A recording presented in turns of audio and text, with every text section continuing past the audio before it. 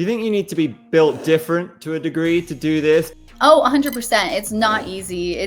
Racing's one of the most like mentally challenging sports there are, because you're going 180 miles an hour, inches away from other drivers, and you have to be fearless, but yet you have to be smart. People don't understand how mentally demanding it is. What's your biggest dream in this sport? I definitely want to take a stab and try to get back into open wheel at some point and do the 500. I also want to race the 24 hours of Le Mans, 24 hours of Daytona, race at the top levels of IMSA would be really incredible. And definitely, I don't know, just keep doing what I love, try NASCAR.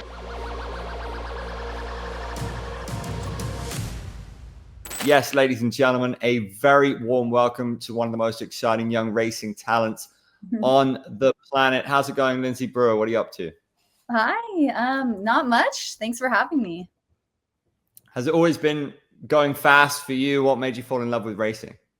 Yeah, I mean, ever since I was a little kid, I'm from Colorado, so I always grew up snowmobiling, four-wheeling, just like driving anything I could. And then I just went to a birthday party at a go-kart track and just fell in love with it.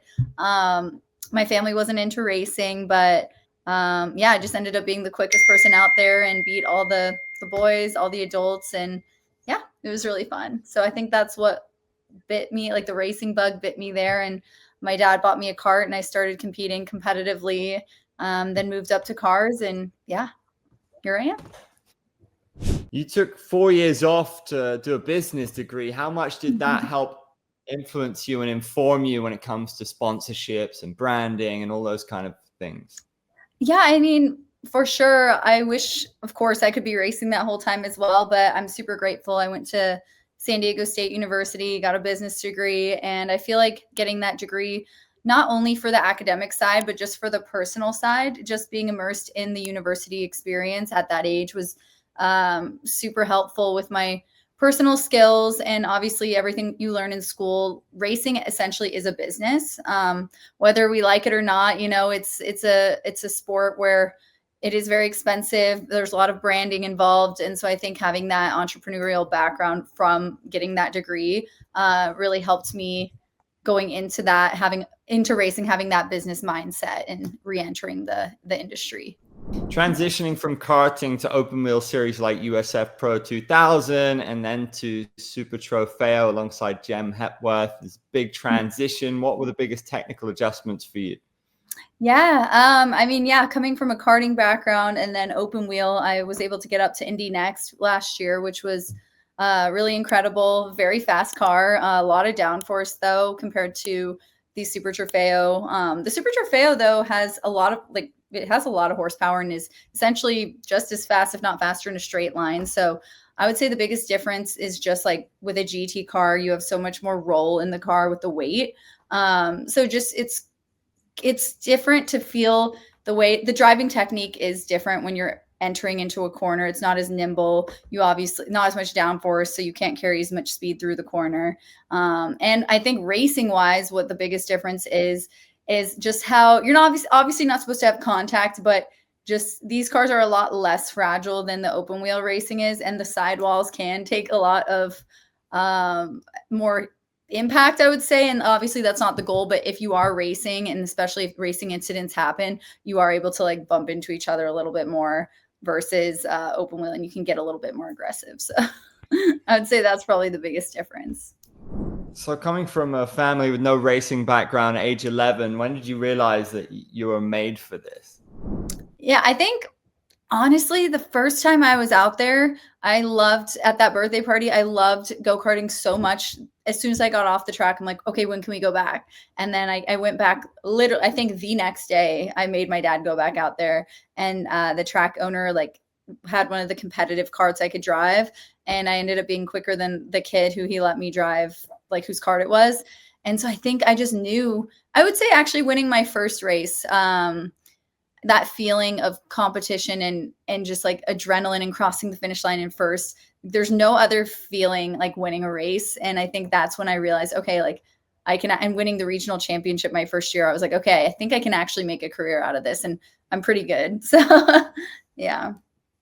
Most fans only see the car performance, but what's the biggest thing for you, you know, whether it's diet, mental, off the track, what do you think gives you the most edge? I mean, obviously I work out a ton. Females, as much as racing is a sport where men and women can compete equally, we are still at a physical disadvantage. Like, I'm not going to lie, it is still a very physical sport. So I train 4 to 5 times a week. I do heat training because the GT cars are super hot. But obviously what gives me, I would say, a competitive edge over other drivers is obviously the elephant in the room of me having a large social media following, and I'm able to utilize that for sponsorship. And I think there's good and bad that comes with that. Obviously, sometimes people don't take you as seriously in the paddock if you're posting on TikTok or Instagram, but at the end of the day, again, it's a business and it's marketing. So I think that is a competitive edge. And obviously, like, I'm very driven, and I think that mindset is a competitive edge also. I've seen your content. It's fantastic. And you're so natural on camera. How much do you love this side of the game? Do you love making content? And can you tell us about your approach? Yeah, I do love making content. It's very natural to me. I do think obviously it's a balance when I'm on the track. I want to be as professional as I can be and be a serious racing driver. But I try to do things very naturally. I have a videographer come with me to every single race, and he films a lot of like behind the scenes stuff that we're able to kind of clip together and make some cool content out of. And then when I'm not on the racetrack, I like to show like my lifestyle and glimpses into what I do day to day when I'm not at the track. But I just try to be like as authentic as I can be. But it's really fun for me. It's just sometimes it is a balance, I will say. I'm not sure everybody realizes just how unbelievably testing this sport is. It's very challenging. Have you ever had days where you're just like, I cannot do this anymore? And then what is it that always pulls you back in? Yeah, I mean, I would say last year in Indy Next was probably one of the most competitive series. It was the most competitive series I've ever done, and not only mentally was tough, but physically was the toughest car I've ever driven. And so I had a lot of days where I knew my talent wasn't being showcased on the track and I wasn't getting the results I wanted. So there were a lot of days I was like, damn, it sucks. Like, and I love racing so much, and I've never gotten off the track not enjoying myself. So as soon as you're not enjoying yourself, like, you have to take a look and see what's going on. And but I think I'm always going to persevere, even if I'm not. That just shows like I have a lot to work on. And yeah, there are some days that are hard, and then there's some days that are great. Like I did like my first win last race at Road America. So those days definitely make up for the tough ones. How significant is that for you in your career, and how good does that feel? It feels really great, being able to jump into a series where there's power steering, and I can showcase my talent and not have my strength be like hindering my performance. And having that win after so long is just such a great feeling. And it's so validating. I know I'm such a great driver, and I know I'm put in the work. It's just very validating seeing that after coming off of a tough season last year. It just puts a smile on my face being back on the top step. Do you think you need to be built different to a degree to do this, just to have the bravery, for want of a better word, and the attitude to get it done, to be a winner? Oh, 100%. It's not easy. Racing's one of the most like mentally challenging sports there are, because you're going 180 miles an hour, inches away from other drivers, and you have to be fearless, but yet you have to be smart. And if you have a DNF, it doesn't matter how fast you are. If you don't finish the race, you're not going to be on the podium. So it's very mentally strenuous. And in those conditions where it's so hot in the car, there's so much going on around you, you really have to lock in, and it's really tough. People don't understand how mentally demanding it is. Yeah. What are some of the biggest misconceptions that fans have about this sport? I would say people just think that racing, you're just turning the wheel. Like I remember last year, they're like, "Oh, why do you work out so much? You just turn the wheel. It's just like it's not like a real sport." And I'm like, "Oh my gosh, the amount of G forces on your body, on your neck, just it's so tough. The amount of heat. Like I think I lose like 3 to 4 pounds in a race always of water weight, and so it's a tough sport. And I think there's a lot of misconceptions that it's just like, oh, we're just going out there, turning the wheel, just driving around. I mean, people do respect the speed of it, but like, I don't think they realize how tough it actually is. You're part of an exciting generation of racers. Who paved the way for you, and who are you paving it for now? I mean, there's some great people who have paved the way. Like Catherine Legge is a big inspiration of mine. Obviously, Danica Patrick has done a lot for women in the sport and like just showcasing that you can be at the top levels. And I really like Susie Wolf. I think she's amazing, and what she's doing with F1 Academy now is great. And I mean, I would like to say I'm paving the way for girls and women who want to get into the sport as well. Just by having the following that I've been blessed to have, I think I'm showcasing that, look, it doesn't matter what you look like. It doesn't matter if you want to have fake nails or like be glamorous. You can still be in male dominant sport. You can still do anything you set your mind to. You can reach that top step of the podium. And yeah, I hope to think that I lead a good example for those coming up. I had a great chat with Catherine the other day. You know, she's paving her way in NASCAR. Is NASCAR on your radar? Is that something you want to do in the future? Yeah, I mean, 100%. Never say never. I really respect the hell out of the NASCAR drivers, and it's such a different circuit. I only have a few oval races under my belt in Indy Next and USF Pro 2000, and it's completely different style of driving with like side drafting, and yeah, it's a lot harder and it's a lot different than what I've ever driven, but I would definitely be up for the challenge. Yeah, Haley Deegan is making her way in Indy Next as well. Also got a big social following. How do you manage this pressure and expectation and this whole other world that comes with, as you mentioned, having that big following?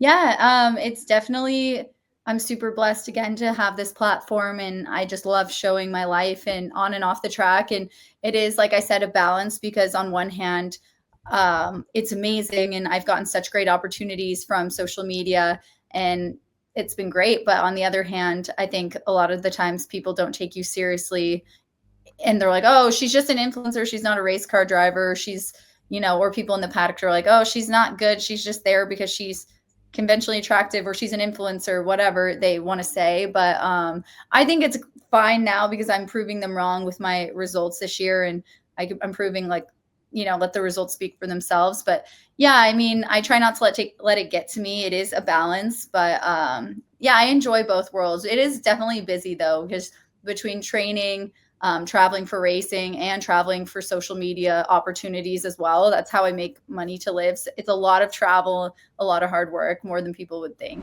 Is the landscape better now for women in motorsport, or is it still fighting the same battles as 10 years ago? I think it's definitely a lot better than 10, 20 years ago. It's continuing to get more and more inclusive. And I think opportunities like F1 Academy and organizations like Women in Motorsport North America and, Shift Up, there's some great programs to help women in motorsports. And I think that wasn't in place there 10 years ago. And I wish F1 Academy was around 10 years ago when I was younger and coming up after karting. But no, I do think it's getting a lot better, and there's a lot more room and a lot more things that could be done, but I think we're moving in the right direction, and I'm really happy to see it. So how are you feeling about this season with Rafa Racing in the Trofeo? I love Rafa Racing. No, they're amazing. I think Rafa Racing has made a huge difference in my performance this year. It's called like race as family always is their slogan. And it's super true. And that it's totally the case with them. I feel super supported, and having Jem Hepworth as my teammate and co-driver, we really understand each other, being two women in the sport. And I know it doesn't matter, the car doesn't know gender, but having her as a support system, she knows exactly what it's like to be a woman in the sport, and just like that pressure that you have. And it's been really great to have her to fall back on, and the whole team to fall back on, and have that support. And it makes all the difference for sure. We spoke a bit earlier about needing to be built different for this. I think Alexander Usyk, the boxer, heavyweight world champion, was speaking about not having motivation. He has discipline. Did that resonate with you at all? I think it's something that gets talked about across so many different sports, but how important is it to have discipline over motivation?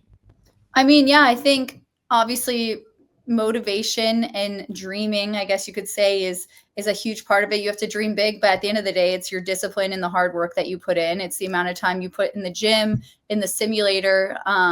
You can't get it done without determination and putting in the work. So I think that definitely resonates a lot with me. And you have to have both, though. I'm definitely a dreamer, and I like to, prove people wrong. And you have to have that mindset of like, you will get there. I'm not like crazy into manifestation, but I do think both are key to success for sure. What's your biggest dream in this sport? My biggest dream is to get to the top levels of motorsport, like obviously do the Indy 500 still. I know I did half a season of Indy Next, and I've transitioned to GT driving, but I definitely want to take a stab and try to get back into open wheel at some point and do the 500. I also want to race the 24 hours of Le Mans, 24 hours of Daytona, race at the top levels of IMSA would be really incredible. And definitely, I don't know, just keep doing what I love, try NASCAR. But I would say like my true goals right now are to get to the top levels in sports cars and, race 24-hour Le Mans, Daytona, like just do it and win it. Honestly, that's the goal. So I love it. Who are some of your favorite drivers and why? Ooh, I would say I really like Lewis Hamilton just because of what he's doing on and off the track. Same with Sebastian Vettel. He has like an initiative where he helps women get into the sport off the track as well. Who else do I mean, I really like Max Verstappen, of course, because of his mindset, like putting in that work. I really like Dan Weldon, late Dan Weldon. He was an incredible Lionheart. He was a great driver, and just that strive that he had and the passion he had for racing was incredible. So yeah. Amazing. And what's your favorite piece of content that you've ever made? Oh my gosh, I don't know. Wait, I'm trying to think. I think I did this really cool like racing series with my old sponsor C4.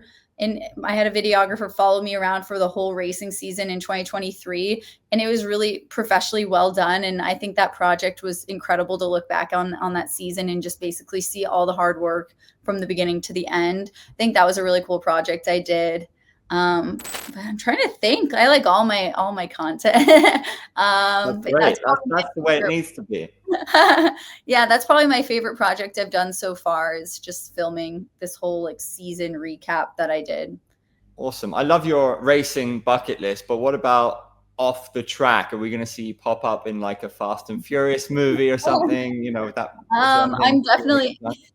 I'm definitely, I like being in front of the camera for sure. And I've taken acting classes. I've starred in 2 Netflix films, only like for one line. It was nothing, but it was cool to do some acting. And I really like hosting and presenting. So, whenever I'm done racing and I decide to retire from there, I always want to still be in motorsports and do commentating or hosting, announcing, just like being in the space in front of the camera is where I enjoy being. So for sure.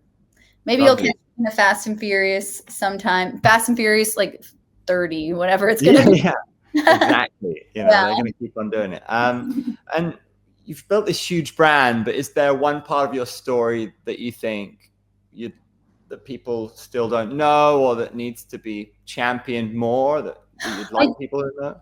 I do think I need to show off more of training. I mean, I don't post a lot of fitness content, but that's something I really want to focus more on, because again, people think you just show up to the track and just drive the race car, but it's a lot of hard work. And I want to oh, there's my fiance. He's like in the background of this shot. Sorry. I do want to showcase like the training off the track, driving the simulator, because I enjoy doing that a lot. Maybe I'll get on Twitch and start streaming my sim driving.